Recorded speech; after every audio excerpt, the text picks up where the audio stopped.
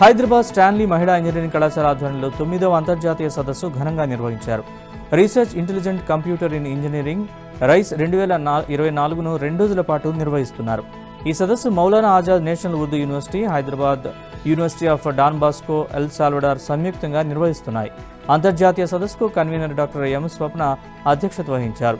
Science and technology అనేది నిరంతరం అభివృద్ధి చెందుతుందని వియత్నాం హనోయ్ యూనివర్సిటీ హెడ్ హంసంగ్ తెలిపారు. కంప్యూటర్ రంగంలో కృత్రిమ మేధ ఎంతో ప్రాముఖ్యత కలిగి ఉందన్నారు.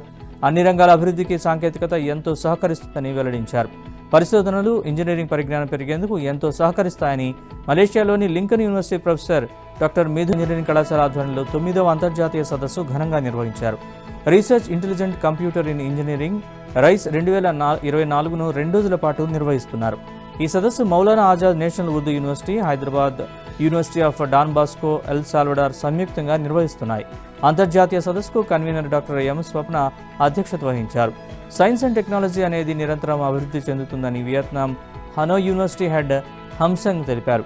కంప్యూటర్ రంగంలో కృత్రిమ మేధ ఎంతో ప్రాముఖ్యత కలిగి ఉందన్నారు. అన్ని రంగాల అభివృద్ధికి సాంకేతికత ఎంతో సహకరిస్తుందని వెల్లడించారు. పరిశోధనలు, ఇంజనీరింగ్ పరిజ్ఞానం పెరిగేందుకు ఎంతో సహకరిస్తాయని మలేషియాలోని Lincoln university professor doctor Mithun